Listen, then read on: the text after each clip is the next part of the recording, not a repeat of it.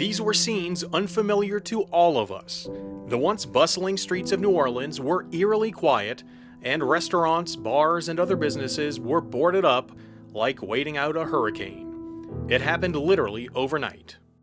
It might be 5 o'clock on a Monday, and you would expect there to be a lot of cars and a lot of traffic with people going home, and that's just not the case today.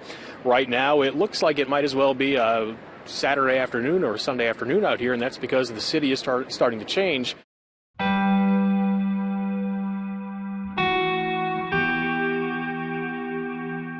All public and private gatherings shall be canceled or prohibited in non-emergency situations where possible. This is a rapidly changing situation, as you see, not only for New Orleans, but all across the U.S. and the world.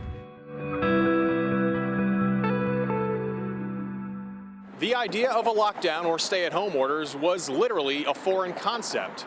That wasn't happening here, it was happening half a world away. Until March 17th, 2020. A quickly worsening COVID outbreak in the U.S. led to stay-at-home orders, first in places like San Francisco and New York, and soon enough, here. Bars, nightclubs, casinos, and music clubs, they're all closing. Same goes for entertainment venues like movie theaters and malls. Gyms and health clubs will also close, and there will be no public gatherings. Mardi Gras likely spread the virus across the city. Scientists who are studying it believe it likely came from Texas, from one person. It spread fast, but decisions to call off events happened even before the first stay-at-home order. I remember standing outside that door, we were having a meeting, and I knocked because I knew what I had to tell you. And it was, we have 3 cases and none of them are related. This was the tip of the iceberg, that these 3 were probably hundreds, if not thousands.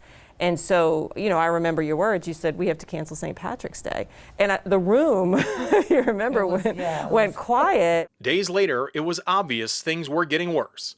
Dr. Jennifer Avegno, the city's health director, read up on prior outbreaks, including yellow fever in New Orleans in the 1800s. I was determined not to make the mistakes of the past. And really, so many epidemics have they've got the same pattern, that people ignore it. They don't want to do things for pure business reasons, and it always ends up more of a tragedy than it needs to be. That led to a major decision made in Cantrell's second-floor office at City Hall with guidance from Avegno. Shut it down. The order went into effect at 6 a.m. on March 17th, 2020. It was set to expire in a month. I would say the decision was really, that decision was validated pretty quickly. And, because all of a sudden we became the world's fastest rising hotspot. So at that point, we were just wondering, when are our hospitals going to get saturated? When are we going to look like New York City, which is what we assumed. We were bringing in morgue trucks. We figured out, I think, pretty quickly, April 16th wasn't going to be the day when everything went back to normal, because it was the opposite of normal in those next couple of weeks. In that time, as the lockdown continued and things like Jazz Fest were called off, this city was criticized for doing too little and too much. I think there's other cities that are at extreme risk. New Orleans is at very high risk, and they're not taking appropriate measures. She came out and basically canceled the economy for New Orleans for the rest of the year. Damned if you do, damned if you don't. It's true, and what I say to my team is that we're always going to be on the side of do. On March 17th, 2020, this city woke up and little happened. It was a little bit like Katrina. If you were in the city those days after Katrina, it was so quiet. You could hear the birds hopping on the trees. And, I had many tears on my morning walks, just thinking, there is no one here. There's no cars. It was surreal, quite surreal. I had never, seen the Bourbon Street just so quiet, the quarter so quiet. And it was I'm like, wow, people are trusting us. That was the real example of people are listening and they're taking this serious.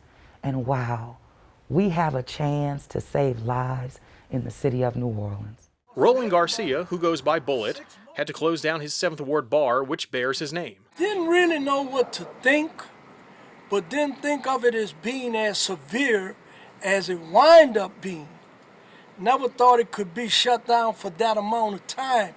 And like, dude, Bourbon Street is everything. To shut down Bourbon Street, that's really serious. He says he understands the public health measures behind the decision that had his doors locked for 8 months. I thought at the most maybe 4 months, you know, till you start hearing, you know, it just didn't let up. It just kept coming. More people dying every day, you know, and like, wow, this thing is really real, you know. Was the decision to close down businesses and order people to stay home an easy one? No, definitely not easy. I mean, it was, this is our lives too. This is our city as well, you know, it's for our families, you know, for our neighbors, you know, for all of our people. So we felt it firsthand as well. Had to take deep breaths before going out and saying what the decision would be. Understanding it would not be easy, but definitely necessary. Every story of someone's business being affected or someone, you know, delaying primary care and having a bad outcome, you know, that affects you. As we wrapped up our interview with Cantrell and Avegno, we asked them if they had any final thoughts after being able to process the last year while looking ahead with the hope of better days thanks to the vaccines. I'm glad it's March 16th, 2021 and not March 16th, 2020. That's all I have to say. Yeah, and if you want to ask me about Mardi Gras 2022, I'm hopeful, yes. Danny Monteverde, Eyewitness News.